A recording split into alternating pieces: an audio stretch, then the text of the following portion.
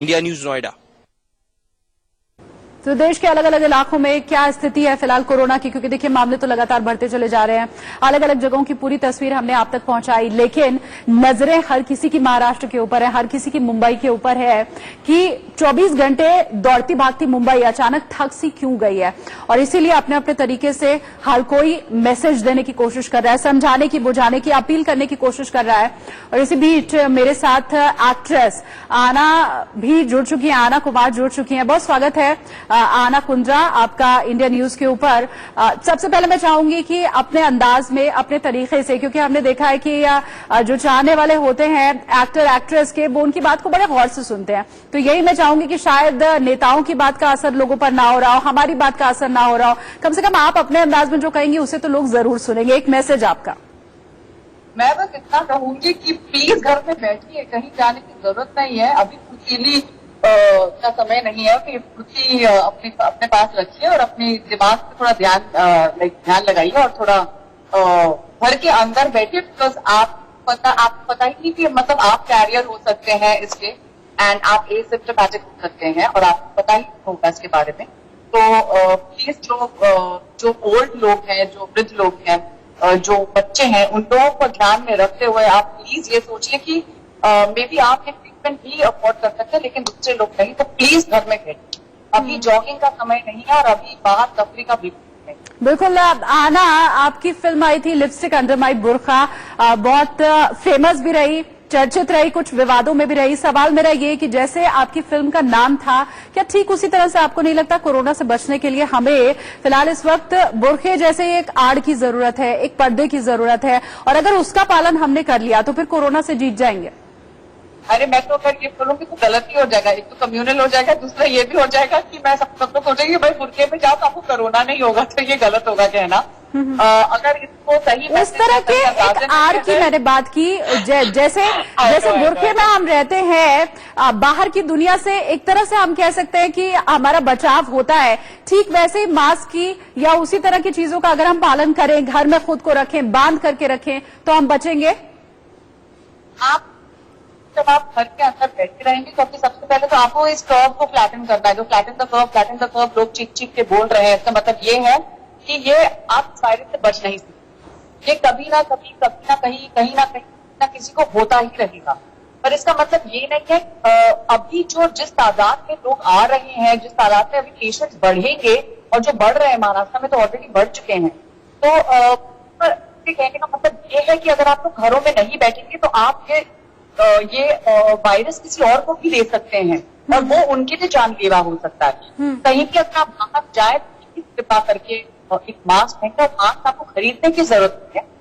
N95 mask professional के लिए है, उसे आपको बाहर बैठ के आपको मास्क बिल्कुल जरूरत है। आप लोग घर के किसी कपड़े या दुपट्टे से भी मास्क बना सकते हैं। तो ऐसा नहीं कि आपको खरीदना पड़ेगा वो, और अगर आपको ना मिले तो आपको ऐसा नहीं लगना चाहिए कि आपके पास प्रोटेक्शन नहीं। जी, हमने कल देखा भी कि प्रधानमंत्री नरेंद्र मोदी जब काशी के लोगों से बात कर रहे थे तो उन्होंने कहा मास्क की जरूरत नहीं है, गमछा जो कि एक तरह से वहां का परिधान है, उन्होंने कहा कि अगर आप वो भी लपेट करके बाहर निकलेंगे तो वो भी अपने आप में काफी होगा। आना, चूंकि मुंबई से हर पल नई खबरें मिल रही हैं, डराने वाली खबरें मिल रही हैं, घबरा जाता है जी उन खबरों को सुन करके। आज ही की खबर, वॉकहार्ट हॉस्पिटल, आपको पता ही होगा, सील तो पहले ही कर दिया गया था क्योंकि नर्सिंग स्टाफ जो वहां पर थे उनके अंदर कोरोना की पुष्टि हुई थी। पर अहम खबर इस वक्त ये भी मिल रही है कि ये एक डॉक्टर की वजह से हुआ, और वो डॉक्टर उसी जगह पर नमाज अदा करने जाते थे जहां पर तबलीगी जमात के लोग भी पहुंचते थे। हालांकि आप पहले ही कह चुकी हैं कि आप किसी तरह के विवाद में पड़ना नहीं चाहती हैं, विवाद में हम भी नहीं पड़ना चाहते हैं, लेकिन इस तरह के लोग जो कोरोना को फैला रहे हैं, कोई शर्म नहीं होनी चाहिए ये कहने में कि हाँ ये गलत है, इनका अनुसरण नहीं करना चाहिए। आपका क्या रिएक्शन है इस खबर के ऊपर? मेरा रिएक्शन, खैर मैं अपनी एक बार न्यूज देखूंगी तभी बोल पाऊंगी, पर मुझे लगता है कि कोई भी आई थिंक अगर वो जमात में जाए, या रामनवमी थी तो मुझे ये भी पता है कि काफी लोगों ने रामनवमी के समय पर भी बड़े बड़े इवेंट्स रखे थे यूपी में, और उसके बारे में ज्यादा खबरें नहीं है। तो मुझे लगता है कि हमें सिर्फ एक कम्युनिटी या एक डॉक्टर को नहीं देखना पड़ेगा, हम लोगों को हमारी society and on the whole देखना पड़ेगा। क्योंकि हम लोग सोसाइटी में, मैंने कहा ना, हमारे पास सिर्फ अनपढ़ लोग नहीं बल्कि पढ़े लिखे जागरूक थे, तो काफी लोग इस चीज को फैला रहे हैं। हमारी बिल्कुल में हो रहा है, जहाँ पर हमें पता चलता है पार्टी में उनके जाके हमें पता चलता है कि वो कभी गैदरिंग कर रहे हैं और वो तो हमको एक ही डॉक्टर को देखना चाहिए। मुझे ऐसा लगता है कि हमको तो हमारी यूनिटी हम लोग साइड ऑन फुल देखना चाहिए और देखना चाहिए कि कैसे लोग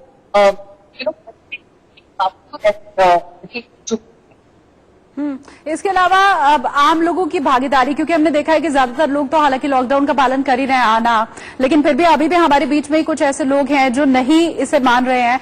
और खास करके खबरें जिस तरह की मिल रही हैं, आपने भी देखा है कि महाराष्ट्र सबसे ज्यादा कोरोना के प्रभावित राज्यों में से एक है। मुंबई इसका हॉटस्पॉट बन चुका है। तमाम कोशिशें की जा रही हैं। अब देखिए ड्रोन से नजर क्यों रखनी पड़ रही है लोगों के ऊपर, इसीलिए तो क्योंकि वो मान नहीं रहे हैं। धारावी में भी हमने इस तरह के केसेस देखे। तो खुद जबकि आप मुंबई में रहती हैं, यहाँ पर काम करती हैं, क्या जब ये खबरें देखती हैं तो परेशान होती हैं, चिंतित होती हैं? अब बहुत चिंतित होती है और मुझे ऐसा लगता है कि हम सब लोग को एक्साइटमेंट है कि हम लोग अपने काम को वापस जाके रिज्यूम करें और जल्द से जल्द खत्म हो महाराष्ट्र में, या जल्द से जल्द कंट्रोल या कंटेन किया जाए।